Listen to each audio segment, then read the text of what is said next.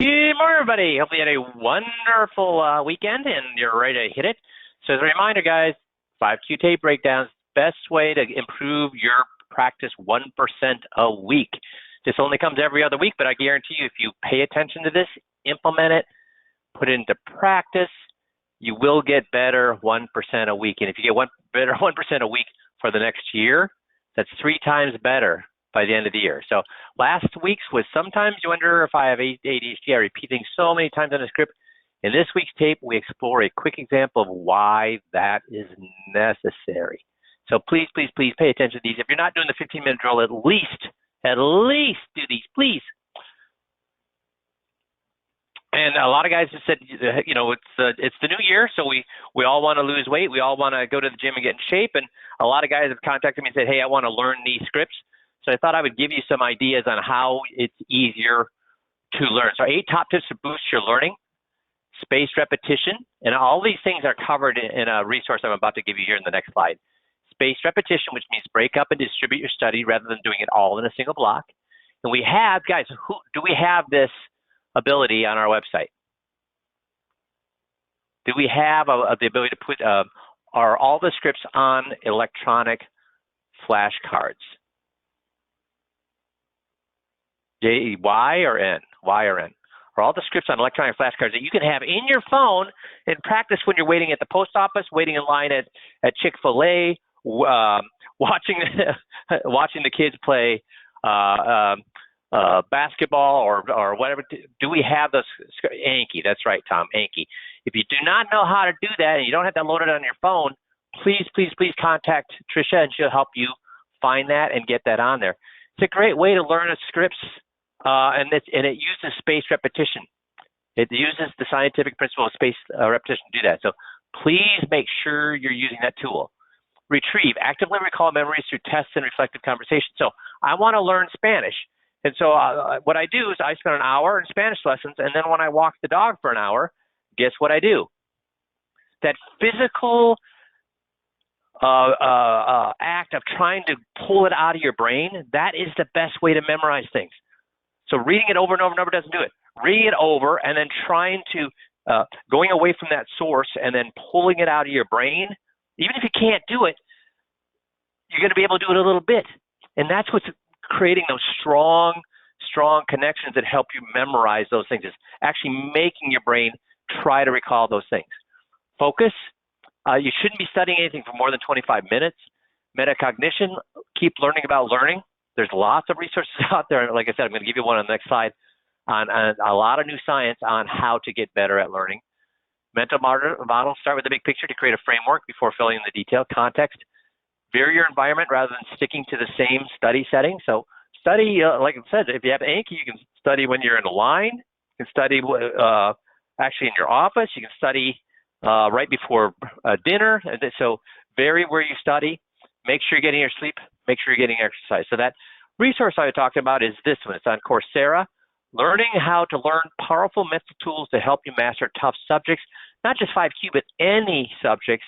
This lady here is one of the top experts on learning how to learn. So do we have this linked, or can we link this on our coaching call? I'll go ahead and, okay, I'll go ahead and link that on the resource or in coaching call sources as well. Perfect, thank you. So Jerry has some great information on new products and updates and what's going on out there. So he wanted to give us a holler today. So Jerry, what's going on out there? Awesome. Thanks, Mike. Excited to have you guys on here. Let me get my, I'm excited for you guys having me on. Let me get my screen here going for you guys.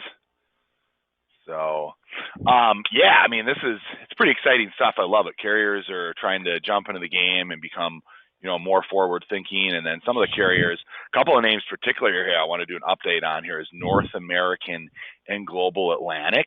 And these are two carriers that, you know, in the last couple of years, they always haven't been the most prominent in our space. But a couple of great things here is with these updates is they're very prominent to a lot of the business that we've been doing today, whether it's the replacements, which I know there's a lot of that, the Roth conversions, and we'll talk about why that is. But another neat feature here too is that North American and Global Atlantic are both highly rated carriers. So I know that there's some of you that we work out there, you have some restrictions with your business and what you can do, or maybe it's just a preference for you. Here's a couple of more options that really kind of fit into that here with North American and Global Atlantic. And specifically, what I'm excited about here is these are brand new large bonus carrier options that have great caps and rates.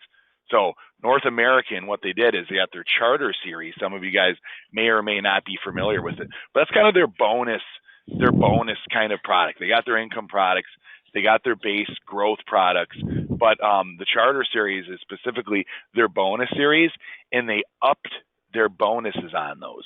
So we're going to take a look at those in a minute. And then Global Atlantic, their 4 Accumulation 2, which is their strong growth product that they have out there. They added a rider, we'll call it, where you can now have a premium bonus on it. So you have the option to have it with or without a premium bonus. And for a lot of you guys, you may not realize that, if you were using American Equity's Asset Shield Bonus 10, they'd kind of drop their premium bonus down. I think that either of these products, particularly I think Global Atlantic, could really slide into that void if you liked using that product. And they're even actually a higher rated carrier too, and I think the rates are a little better. So I'm just kind of kick things off here. North American, strong A-rated carrier. That's what we're going to focus on here first, and we're just going to talk about these bonuses that they have. So what's new on this is they have the enhanced bonus rider option. So if you're familiar, they have a 10 and a 14-year product, depending on what state you're in. The availability of the 14-year, but this enhanced bonus rider essentially allows you for a cost of 95 basis points, which is similar for those of you that have used Athene's Performance Elite or Performance Elite Plus. They have the rider for the Plus version that costs 95 basis points. So this is similar to one of the other options out there in the market. And when you get for that 95 basis points, you're going to get a 9% cash premium bonus, not an income rider bonus, cash premium bonus on the Charter Plus product. And then on the 14-year, they're going to give you a 12% premium bonus on it. So I'm going to just dig in a little bit more for those of you that aren't as familiar with the product here. They have that 10 and the 14-year version here. Here's the surrender charge schedule. It's a little bit small there, but similar, you start at 10% on the 10-year, reducing about 1% a year, and then you start at 12 on the 14-year. So for a 14-year product, North American's actually got a pretty reasonable surrender charge schedule there.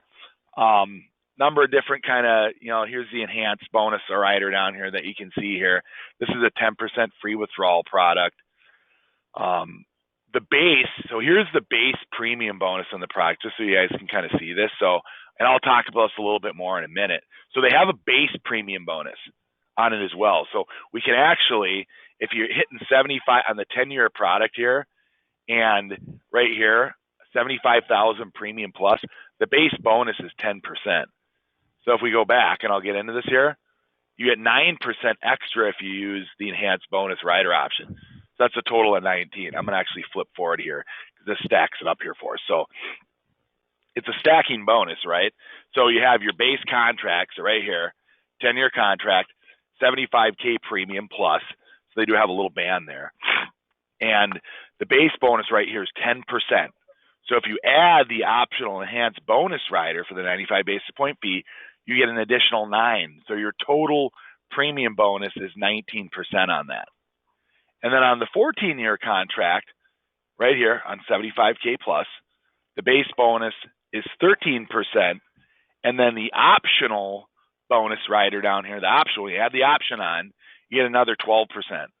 So that's a total of a 25% premium bonus.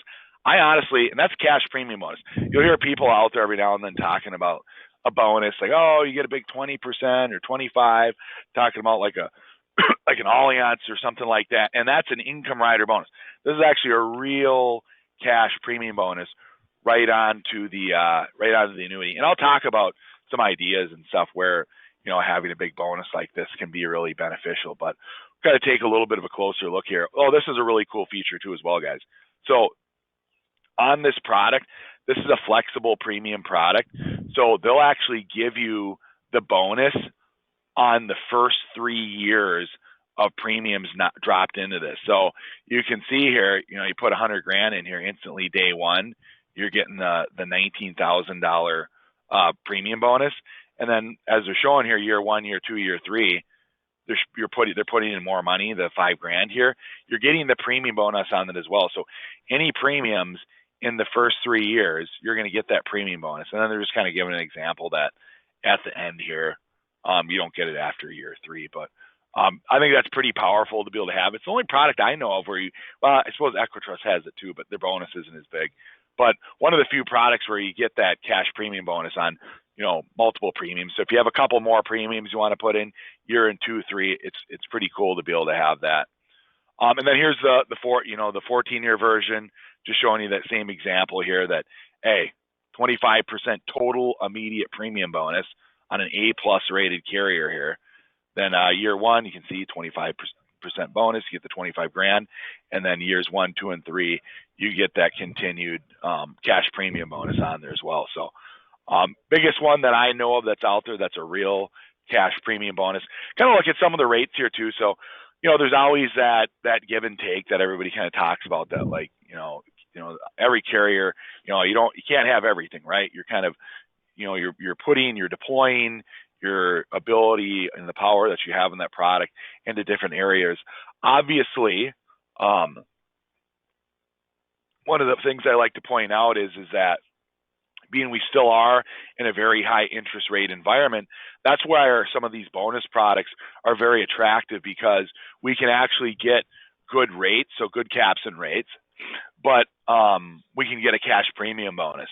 Now, there's some situations where getting a cash premium bonus is very nice to have. There's still products out there that don't have them, but particularly that's what I'm kind of looking at here is some options here where we can get a big cash premium bonus and still get some decent rates. So on the Charter Plus 10 here, just kind of want to highlight right here. Missy was nice enough to get this nice and red here for me. These are the actual index options right here. So they have an annual point-to-point cap at 5%, which is solid when you're getting the 19% premium bonus. 1.7 on the monthly point-to-point, and then we have we still have a lot of the carriers, they still have a multitude of their volatility controlled index options that are in here too as well. And they'll go through what some of the average rates of returns over the last 10 years. We got in the last 10 years, I got some in here, the fixed account, obviously 2.45, the cap 3.47. You can jump down. There's some in the 7, 6, 8, 9, % range on here. So they give you some nice options. They have, as you can see, they have a ton of different options that you can choose on and from for index options out there. And then on the 14-year too as well, they do give you a little bit more rate. Here's your 14-year rates. And obviously, guys, hey, we're happy. Email myself or Dan or anyone after the call. We'll get you the information. If you want some of these slides, I can get you the slides too as well. But here's the rates here too as well. You get a little bump up on the 14-year product on this here. So if you're looking for, I know a highly rated carrier and you want a big premium bonus, I'll talk about this at the end. But one of the areas I like to use premium bonus, it's great if you have a client, you want to be able to improve some rates that they have on some older products, obviously, and you want to be able to offset some surrender charges. Another good area, I've talked about partial Roth conversions. I did a presentation a couple months ago on partial Roth conversions and using and positioning the bonus as a way to use those bonus dollars to maybe cover some of the taxes that the client would have when they do Roth conversions. And no better way when you have 25% premium bonus or 19% to use that to offset that those taxes. So this is a good option for it, and it's highly rated. So I think pretty much everybody out there shouldn't have a problem using North American. So if you have questions on that one, you can get a hold of me. Now I'm going to slide, and that's North American Charter Series. So if you need to write that down, North American Charter Series, they just boosted this out here. Oh, one more note on this. There's been a limited number of carriers that allow for the partial Roth conversion out there. North American has told me that they're going to be adding that, I want to say within a week, within a week, there's going to be another carrier that's going to give that ability for the partial Roth conversion. And for those of you who don't know, the reason you may say, well, all carriers do Roth conversions.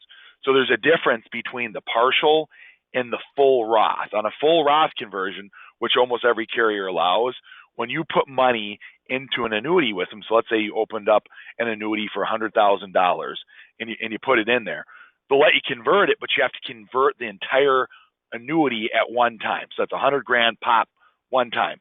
If they allow for partial, what that allows you to be able to do is at your leisure, with in terms of what's appropriate for you, the amount that you want to take on for taxes that year, they'll let you open up an annuity with $100,000, and then you can say, hey, I only want to convert $20,000 of it or $50,000 of it, and then it slides over into another account. And you can do as little or as much as you want each year. It doesn't add new surrender charges, nothing. It just mirrors the original account you set up. But it just allows you to slide it over into the Roth side. So North American's going to do that. One more here. I got a little bit more here for you guys. So I told you about North American, but Global Atlantic.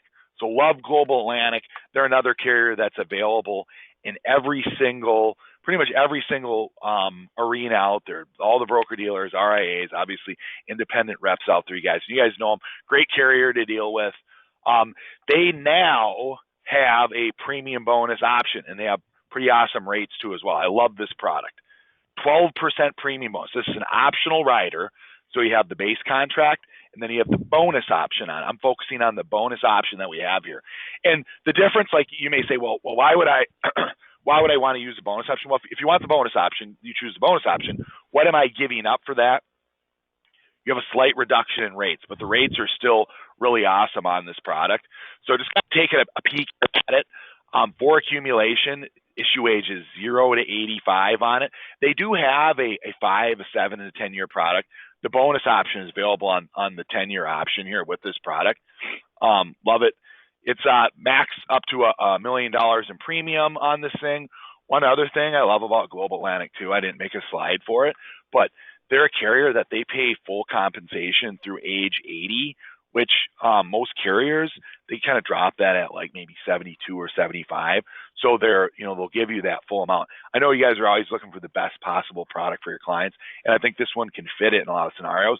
But it's also nice, if the carrier decides to chip in and say, hey, we're going to pay you all the way to age 80 on it. So I find that pretty attractive. These guys have flip over to it, one of, if not the best, death benefit riders out there. So if you ever have clients that maybe they've had health issues, they can't get underwritten for life insurance, this is something you want to look at. Now, max issue age is 75. However, how this works, super cheap. It costs 50 basis points. You can put this death benefit rider on this product, and they give you a guaranteed 7% simple interest roll-up for 15 years. That's right, 15 years of guaranteed 7% roll-up. And then this death benefit passes on. So it's kind of like an income rider benefit, right? But it's for death benefit, passes on in a lump sum. That's big because a lot of the optional death benefit riders that are out there, they make you take them over a 5-year period.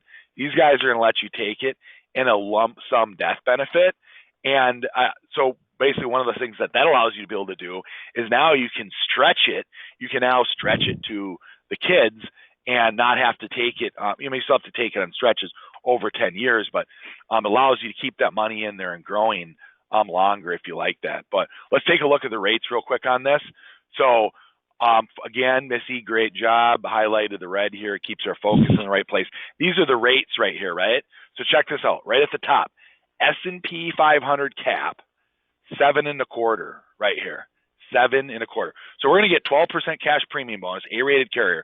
They're still going to give us a 7.25 cap after the bonus on it. I absolutely love that.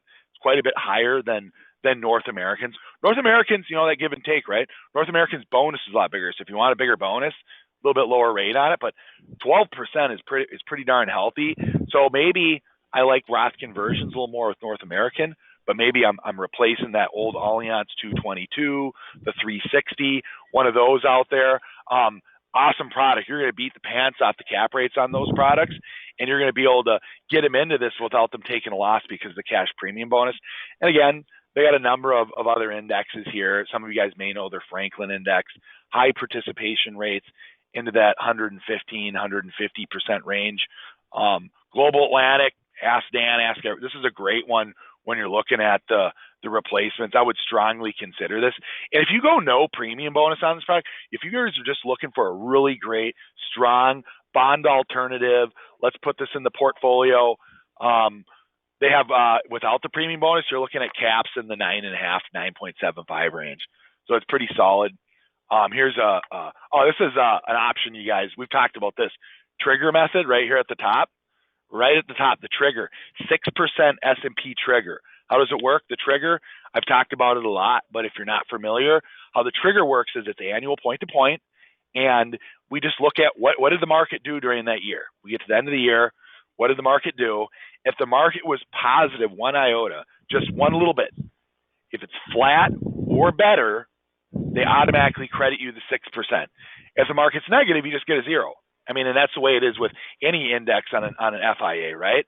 But with this one, it's great because the market could do a return of maybe 1%, but as long as it's positive, they're going to credit you 6. Now, naturally, if the market does 10, again, you're going to get 6 as well. But as long as the market's positive, and historically the market's been positive, generally 7, 8 out of every 10 years, you pretty much can kind of lock in that on this product, you're going to be able to get a 6% return, 7, 8 out of every 10 years by using the performance trigger. So love the performance trigger. It's a great option. Takeaways here. Here's the takeaways with this. Great options for replacements. Both of these are. There's a ton of opportunity. I can't tell you guys enough, and I know we preach this all the time, and it's really the truth, is you never know when things are going to switch, or carriers just kind of decide, we're going to turn the faucet off. We saw this with American Equity on their bonus product. They just decide, hey, you know what, we got to jump out of the bonus business for a little while. At least that's my opinion of it, because when you drop your bonus from 10% to 5%, you're kind of saying that. Love them. They have some great products still, but they've moved that, so it's not as attractive for when you're doing this. So those older VAs, or not even older, as long as something's over 24 months, you can look at it just to see if there's a reason to replace it, if you can put that client in a better position. But those VAs, fixed index annuities that are out there, get on those and jump on them, because we don't know what's going to be happening 1 month, 2 months from now. Let's keep cranking through those and helping improve those situations for those clients, and using those premium bonuses. That's what they're great for, is to go ahead and offset the surrender charge. I'm going to be doing it myself with one of my products, because that I own personally, because my rates are terrible on it, and if I can get into it and I don't have to worry about the surrender charge, heck, I'm going to go ahead and do that. And then Roth conversions, using the bonus to offset the taxes. Love that. If you guys want to see some samples, I have the software to take care of that stuff. And this is awesome. These are high-rated bonus carriers. So I know we have a number of you guys that are on the system that you're with some broker dealers that won't that you need to use some higher-rated carriers.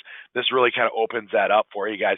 And if you're not familiar with how to do the Roth conversions with your clients, and that dynamite story of how you can have some benefit there, come talk with me or Dan or someone here, and we'll get you guys on the right foot, and why it's beneficial to be able to do that, and why they may want to consider that. So without further ado, that's what I had to present today, Mike.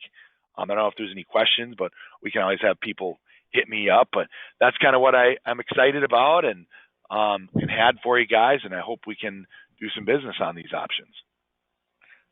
Those are, thank you, Jerry. Those are all awesome ideas for people to think about and to go through their book of business. And again, that's one of the things that you and Dan and Nate have done very, very well is go through, find those old policies that the client would benefit from these. So it's a win-win situation where the client wins because they can move out of those maybe lower rate products, get a huge bonus up front, and it's a win for the advisor because they also get compensated on it. So the thing I always want you guys to think about is, do you think Jerry, guys, is the only person out there talking to their advisors about these products, these bonuses? Yay or nay? Or do you think the other FMOs are doing the same thing, contacting their advisors about these things? And if you're not aggressive about going back to your clients with these opportunities, somebody else is going to be. And if somebody gets, ask yourself this. So Jerry, are you still on, Jerry? Yeah, I'm still here. Okay. So if your mom and dad were approached by an advisor that said, hey, I can give you a 25% bonus if you move this, what would your mom and dad say? Oh no, I want to stay with my current advisor. No, they're gonna consider that. I mean, that's huge opportunity because they're better. That's a win-win for them. And if that's the only person they hear it from, well, that's the only person they think that has it available to them. And once the product started to move, people don't like hassle. So are they going to say, oh, okay, all that paperwork I filled out with this other guy, let's cancel that. I want to fill out the exact same paperwork with my current guy. No, they're going to stick with their current guy. Yeah, once it's done, it's done. So guys, whether your client does this or not, it does not matter. It's whether you show it to them that matters. If you're an advisor, your job is to do what? Give advice. Show them what's available out there. Walk them through the advantages and the disadvantages. There's disadvantages of moving money as well. But walk them through the advantages and disadvantages and let them make up their own mind. Don't wait for somebody else to do it. Make sense? So thanks, Jerry. Anytime you come up with these new change like this, please, let's get you on, okay? Thanks for doing this today. Got it. Thank you. Super.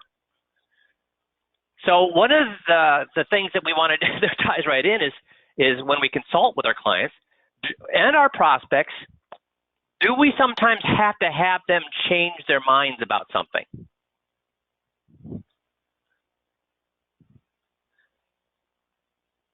Yes or no? Yes, of course they do. They have to change their minds about their advisor. They have to change their minds about their current situation. They have to change their minds about their current product with what Jerry brought us today.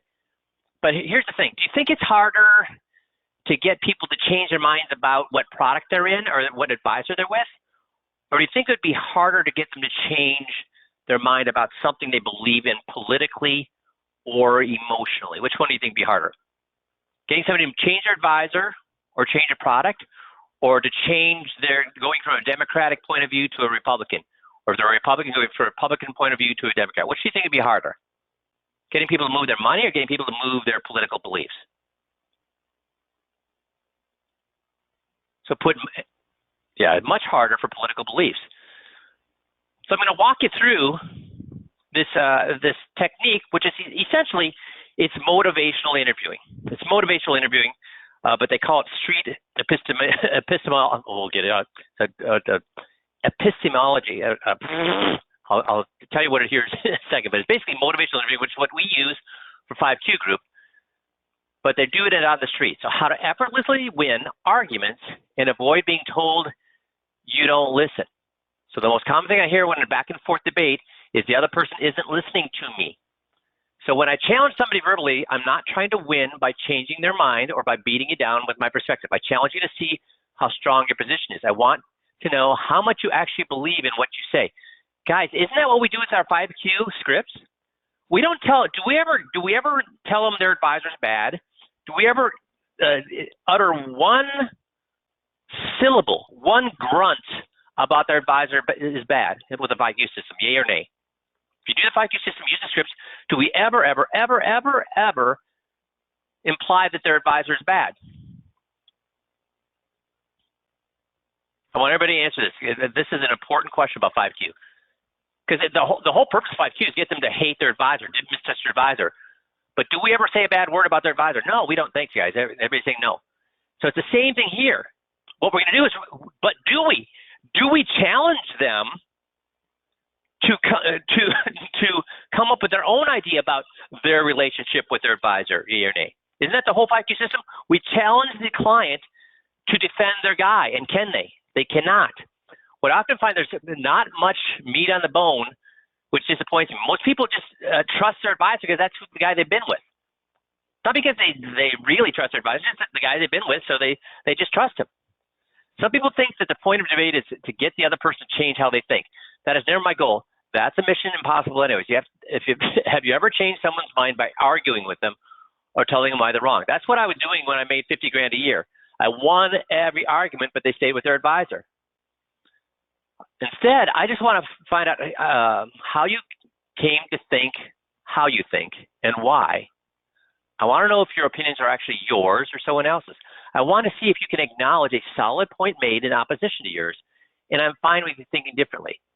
First, the wrong way to go about things, the straw man argument. A form of argument, this is the wrong way to do it. A form of argument and an informal fallacy of having the impression of refuting an argument. Meanwhile, the proper idea of the argument under discussion was not addressed or properly refuted. You've probably heard of the straw man. For a recent example, I don't care that much about who wins the election. Since either candidate can win, it would be better to place our bets on our own actions over which we have much more control. The strongman response is, so you don't care about racism, black people being killed by police, country going to war, or women being raped? Is that what you're saying? Are you being serious? See, that's the strawman, attacking somebody is a strawman argument. Taking the things at the very, very fringe and saying, you don't care about that thing? A better alternative is the steel man. Instead of the straw man, the steel man argument, which is the exact opposite of the straw man argument. The idea is to find the best form of the opponent's argument to test their opinions.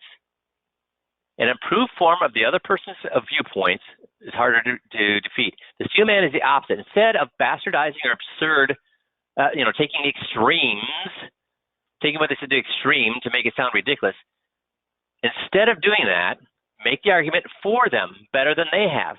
Do we do that when we get on their side? When they give us an objection, aren't we trained when they give us an objection to start to explain why their objection is right? When they give us an objection, do we tell them why they're wrong, or do we spend the first 3 to 5 minutes telling them they're right? Which one? Right or wrong? Do we do the R or do we do the W? Do we tell them where they're right when they give us an objection, or do we tell them they're wrong when they give us an objection? R for right, W for wrong.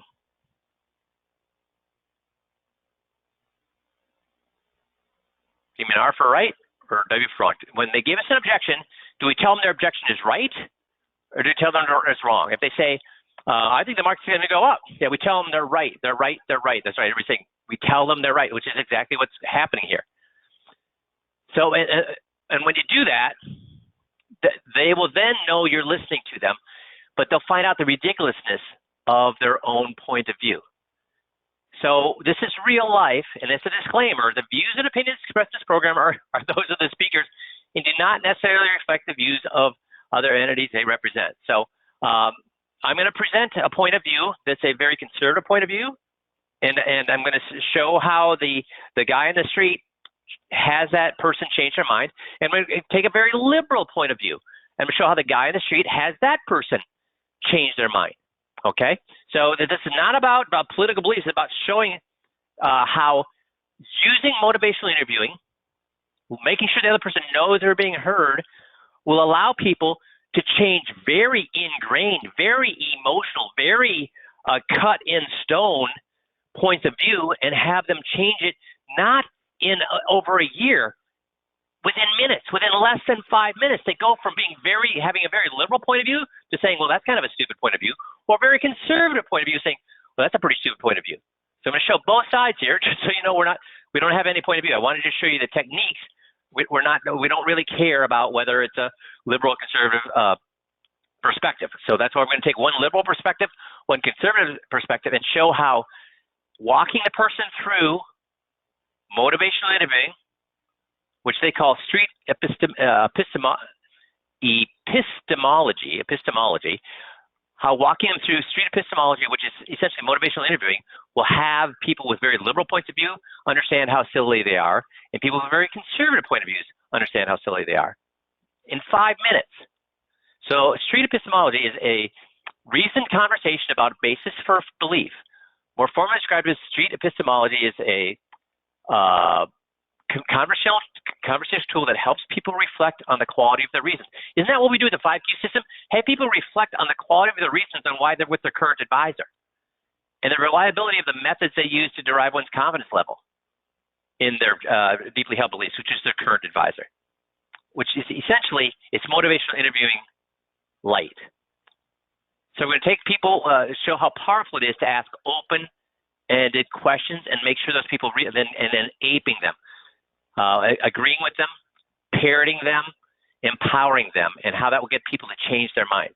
So open-ended questions result in people willing to talk for far longer than you think. It's going to get people okay with believing, being challenged without getting defensive, and people rethinking their beliefs they've had for years. So the first person we're going to listen to is a very liberal point of view. And we're going to start here 2 minutes in. So let me get going here. Hey there. Hi, how's it going? It's going pretty good. Do you have time for an interview? Let me say I need some time. Okay, so this person is practicing street epistemology right on the street. They're just approaching people and giving them, finding out something that they truly believe at the core and having them reevaluate why they think that way, and we'll have them change their mind. So let's see what this person is going to believe in here. So, Time to think about it. It's completely fine. Does it matter the topic? In a way, it does. Okay. In that, if you, let's say you want to talk about recycling and you think paper bags are better than plastic, Yeah. but you don't really care one way or the other. Okay, so it has to be something I care about? Ideally, Okay. or something that you think is true. Okay, cool. It could also be something that maybe you've been questioning, you've been puzzling about a little bit. You've been like, I've always been told this is true. I've always thought it. And now that I'm here at school, I'm starting to take another look at things. We can take something like that too. Okay, cool. So I think that gender is not binary.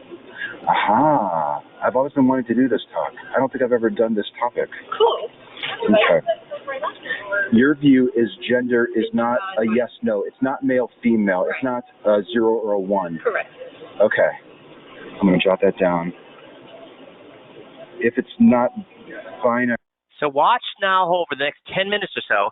He's going to get her to identify that that's not a very good way to go about thinking. Not because he says so, but because she develops her own questioning of that particular belief and saying, maybe that's not so right.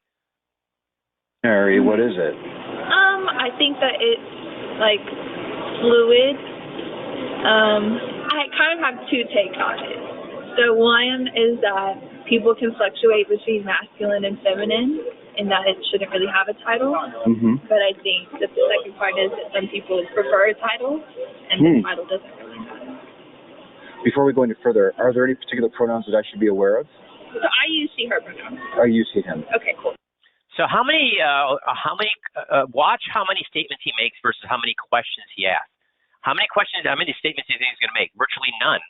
Except that, he made one tiny one right there, but that was basically agreeing with her point of view. So most of these are going to be questions having her tell him why she thinks this way, and walking her through the logic or illogic of why she would think that way. Okay. A lot of people don't agree with your stance. Mm-hmm. What would you say if someone said, I don't think that that's true. You do. Why do you actually think that that's the case? Yeah. What reason would you give for thinking that that's the case? And then maybe we can actually revisit your claim a little bit too if I'm confused, but I think I get it. Yeah. So two things. One, I think that gender and sex gets misconstrued. So I do see sex as male, female, but I don't see gender because I think gender is more like a socially constructed topic. And then secondly, I feel like gender isn't binary because since it is a socially constructed topic, it's up to the person as to how they see themselves. And it's not up to us as to how we see them. I got you. In your view, gender is a social construct, and because it is, in your view, then people can identify as whatever gender they want. Sure. What would be an equivalent? So he's agreeing and parroting back what she said. Social construct, equivalent to gender. Right. Like, what are we talking about? Can you think of something similar?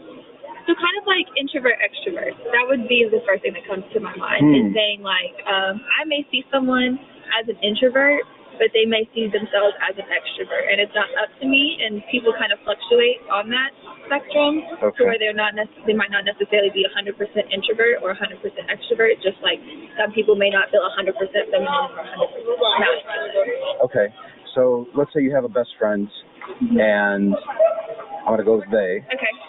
They think that they're an introvert. Mm-hmm. Yet every time you run into them, they're dancing around, Yeah. they're parading around in very flashy clothing, and they're the first one to raise their hand when the teacher asks them a question. Right.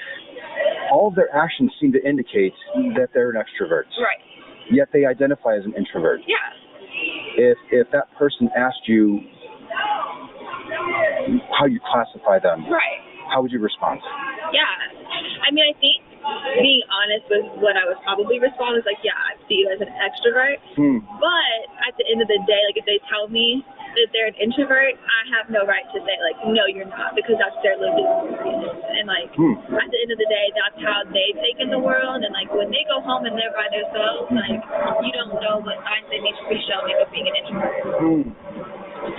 Okay, so what I think I hear you saying, I forgot to set the timer for 4 minutes.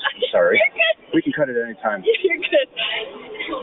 What I think I hear you saying is that I'm so sorry. even if it's my experience that this person is an extrovert, like by every sense of their action, they're always extroverting. Right. Is that a word? And yet, if they say, "Listen, I'm an introvert," and I would respectfully ask that you identify me as such, Right. you would respect our wishes, Yes. even if you really thought that they were extroverted. Yes.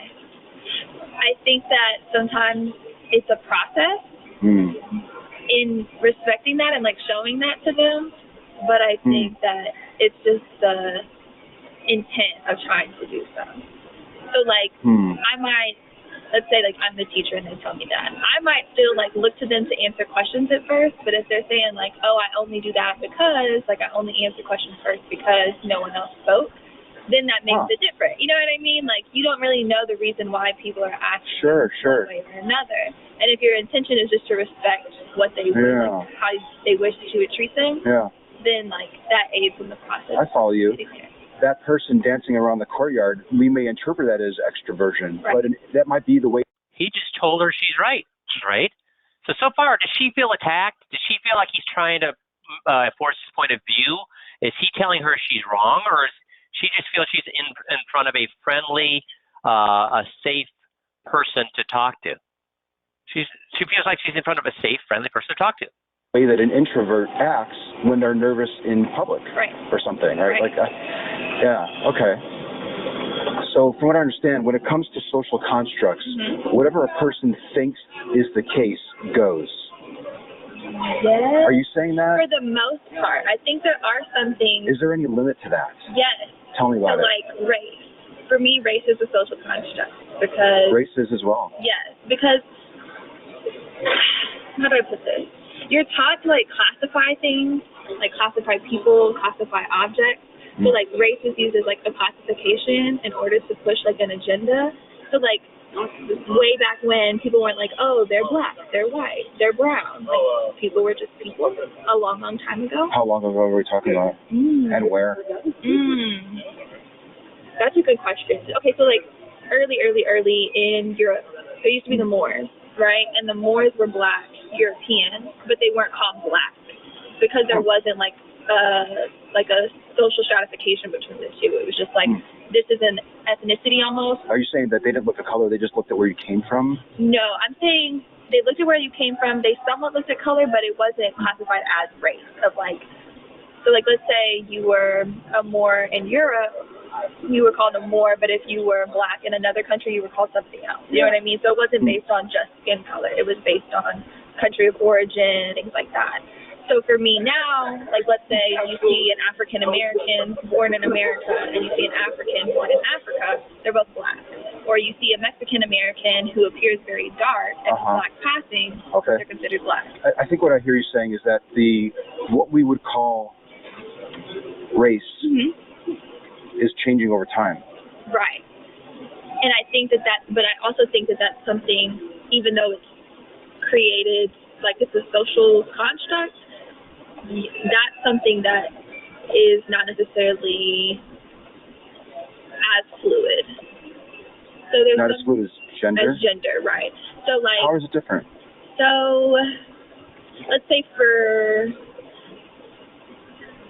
So you may not know, but you'll see he's letting her dig her own hole with this argument, and you'll see how he gets there at the end. But he never argues with her. He supports her. He listens to her. She's never in doubt that he's not hearing her. That's exactly how you get people to change their mind. Like for certain minority groups, like you can be Black, you can be mixed, you can be of like Latin descent, but you can be white passing, so appear as white in public, and people perceive you as white. So even though you may identify, Please. Even though you may identify as like being of Latin descent, people may identify you as white, and so that's where it's like, yes, you get to stand confident in like your lived experience. So like that person, I would still identify as like of Latin descent if that's what they told me that they were. But at the same time, they don't get to choose the next day, like, okay, now I'm Black, like for today. There's less fluidity when it comes to race as opposed to gender? Right, just because of like perception. And you know what? I've been talking, I'm like, not really. Because I just feel like with gender, So what's happening to her very strongly held belief right now that she had, what do we got, like 5 minutes ago, 6 minutes ago? What's happening to that strongly held belief as he's walking her through the logic? Which, isn't it the same thing we do with the 5Q script and their belief about their advisor? Is her belief getting stronger, or is it starting to crumble beneath her feet? There's fluidity in how you express it. So like even if I identify like as a cisgendered woman, tomorrow I can dress in all male clothing and still feel like a cisgendered woman. But if I identify as Black right now and I come in here tomorrow with what would be like traditional Mexican attire, I'm not going to identify as Mexican. Like I'm going to stay true to like my identity and gender. You're saying that you're incapable of doing that. Right. Could there be an individual who, I'm wondering about myself actually now. Like, I think if you were to ask me how I identify myself, I would say I'm a middle-aged Caucasian American of Italian and German and Polish descent, or something like that. Yeah. I think what you're saying is that I couldn't show up tomorrow and identify as a Hispanic. But I think that... Is that what you're saying? Or could I? No, is it fluid enough where I actually could do that if I thought that it was true? Right. And I think the question that like you raised about relating it to gender was interesting to me because I thought of them as separate things, but at the end of the day, like with both of them, I feel like while identity throughout your lifetime is like being developed, at the same time, it doesn't usually fluctuate day to day. So like I said, even if I identify... Are you talking about gender still? Gender and race. So gender and race maybe doesn't fluctuate as much as you once thought that it did prior to the talk? More so like gender and race aren't as different in concept as what I've perceived before. Okay. So saying like, if I see myself like as a cisgendered Black woman today, no matter how I'm perceived outside or how I dress tomorrow, I'm still going to feel that way. Let's say even if you show up tomorrow in a traditional female Mexican garment, you are still going to perceive yourself the way that you did today. Could I wear the exact same attire that I'm wearing today? Could I wear that tomorrow and identify as a female Hispanic? I think if something changed in events, so like let's say tonight you talk to a parent. Let's say I watched a really powerful documentary on their struggle, and it really resonated with me. Yeah. Would you accept my stance and identify? Would you be willing to agree with me that? See, and that's where I think my initial thought about race and gender were a little bit like separate in saying that in gender, and maybe this is just because of my perception on race and gender, but if gender you came in tomorrow and said like, hey, I identify as a woman and I prefer she, her pronouns, I'd be like, okay. You'd roll with it. Right. But if it were like, hey, you know, I have Italian, German, and Polish descent, but I identify as Mexican today, I think there would be more thought behind like, okay, well then how do you identify with that if that's not in your background, if you don't have a connection to the culture, like, you know? What I think I hear you saying is that if I were to disclose to you that I am now a different gender, I'm self-identifying as a female. Right. Tomorrow, you'd roll with it. Right. If I said I'm a Hispanic female tomorrow, you wouldn't as readily accept the claim. I don't think so. And I think that that's a lot because of the fact that race is like so visible in saying that like, not ethnicity, but like race. So saying like distinctions. Right. So like as characteristics. Yes. So and that's even the distinction between, like, within minority groups, is that there's all, like, Black people of all backgrounds. Some are white passing, some are more Black passing, so, like, they may look more white or more Black, and that affects how they're going to go through the world. So, like, people have the connection of saying, like, we're both Black, but then also there's a lot of judgment over, like, well, you don't look Black, so how does that, and I think that that's kind of where my difference between race. So is she, what's happened to her belief of the original belief that she had? Strengthened, or is it eroded immensely just through him? And did she ever feel attacked?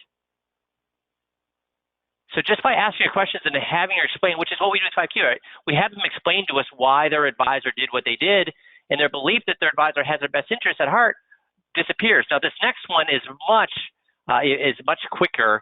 It's like 5 minutes, and we'll see him go from, this guy says, all voters should require identification within 5 minutes. And believe me, if I ever tried to convince somebody on the street, you know what, voter ID is bull crap, they should be able to vote because they're a registered voter. All you're trying to do is get people not to be able to vote if you do that. If I attack them like that, I'm going to, heck, is that going to go well, or is there going to be fisticuffs over that, with a lot of people? Especially, there's going to be a lot of people that will get very, very fired up about that. Watch what happens within 5 minutes of this guy saying, I think everybody should require voter ID. And at the end, there's no arguments. There's no bad feelings. He feels like he's in a safe environment. Watch what happens. Hi. How's the walk? Nice, thank you. So if there's some belief that you have that you're very passionate about, and you would be a completely different person if you didn't hold the belief. And it's also something that you're very confident is true. Right. So those are sort of the parameters. Okay. And what do you think? What do you want to chat about? Let's see here. Voter ID. Voter ID.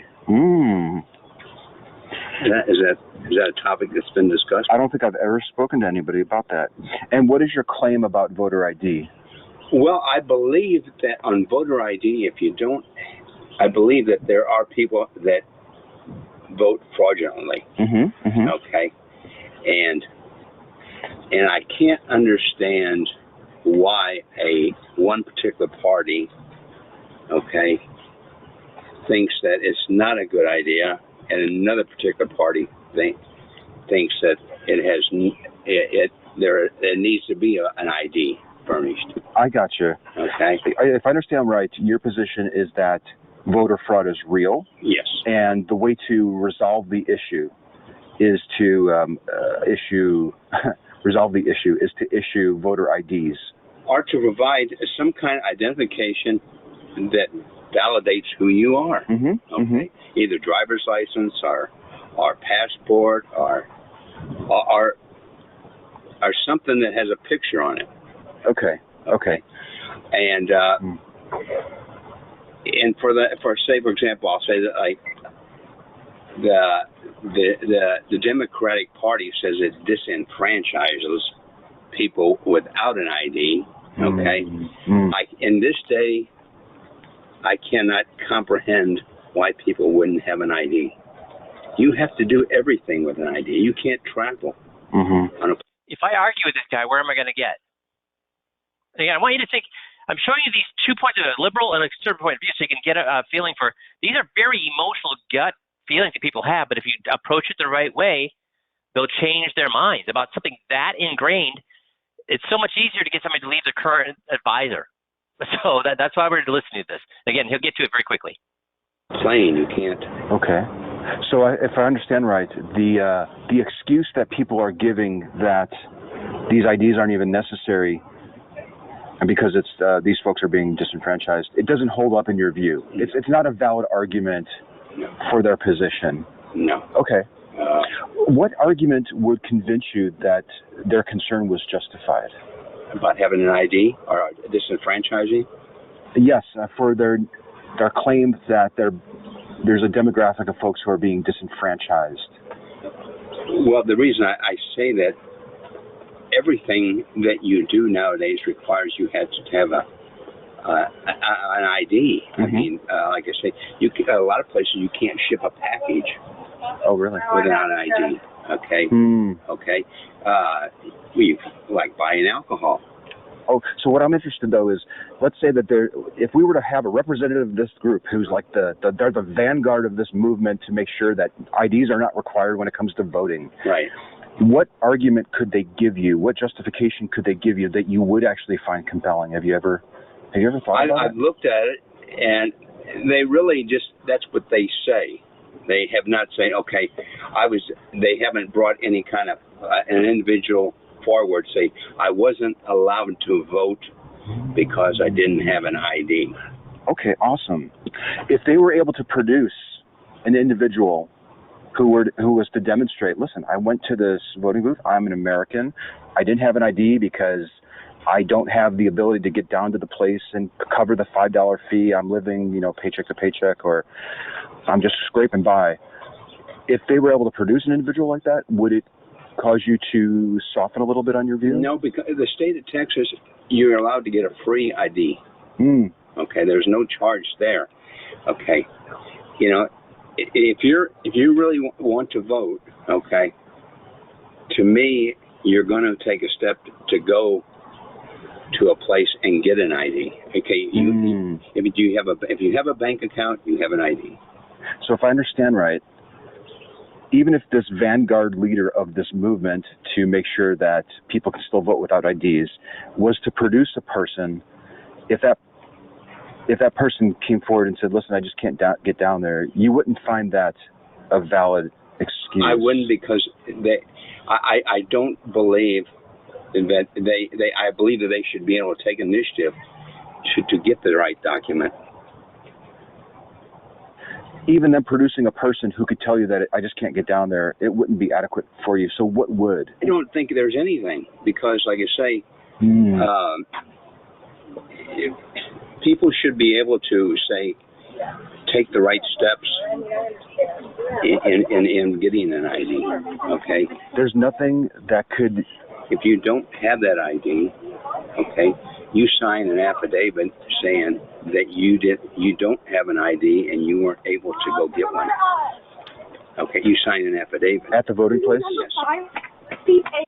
So, what has this guy just done? He said you need an ID. You need an ID. It's easy to get an ID. Response to get an ID. But the street epistemologist is the interviewer by asking questions, having him walk through it, having him come up with his own solutions, not a solution that the interviewer is coming up with, but letting the guy come up with his own solution. Guess what the guy did? He came up with the exact solution that people. Oh, okay. Say that again now. You can actually go to show up at the vote without an ID. Without an ID. And then you affirm. You affirm that you haven't been able to get an ID and you do not have one. And you sign an affidavit, and they will allow you to vote. Oh, okay. But, however, what happens is if they find out that you do have an ID, okay, they can bring charges against you. Because you would be misrepresenting or lying about your situation. Right. So, so if a person couldn't get an ID, showed up to vote, and affirmed that they just don't have an ID, they would be legally allowed to vote. Correct. And are you okay with that? Yeah. So again, by not arguing, let him walk through the whole logic of it. He came up with the very idea that you don't need an ID as long as you sign it, which is the argument that the other party had to begin with. So you see, either on the left or right. Now, if he would have came just right up, said, and argued with this guy, saying, well, I know some people can't vote though, they can't get it, or they can't get an ID there, they can't get it there, blah blah blah blah. They'd be argued with him and said, why don't you just let them sign an affidavit? Guess what he would have done? Would he agree to that, or would he have argued with that? He would have argued that. So I just wanted you guys to see this is now. You don't have to be a master at this, because guess what is implanted in every single 5Q script? Because this interview got very close. Did he get very close to arguing a couple of times? And then when he got close to arguing, he did circle back and then ask an open-ended question. But he got so close, you wouldn't even get even close to that, because he's doing it off the cuff. Luckily, we don't have to do it off the cuff. We have scripts. So nowhere in our scripts will we get even close to arguing. And remember, I keep asking you when we do the scripts, would your clients answer in any different way than Jeff answers? And I've been asking you this for a year and a half now, and you've all said no, no, no, no, no. So that's why the scripts are so powerful. It gets people with beliefs, and again, I think we can agree that people's trust in their current advisor, people's belief that they're with the right advisor, is certainly not as strong as some of these political beliefs. And if you ever go to this channel this guy has, it's amazing that he gets people that are fired up, really fired up, cut in stone beliefs, and within 5 to 10, 15 minutes, he gets them through asking open-ended questions to change their mind about something that they believed in for decades. So that's the power of what we're doing. So I appreciate you sticking on for a couple of extra minutes over the top just to kind of hear how, if doing it the right way, you can get people with long-held, very strong beliefs to change their mind very, very quickly. And that's what we do with the 5Q scripts, and it's done for you. Thanks for staying on a little bit extra. You guys have a wonderful week. Thanks, Jerry, for being on. That was a great ideas. Please contact Jerry about those ideas, and you have a great week. We'll talk to you all next Monday. Thanks, everybody.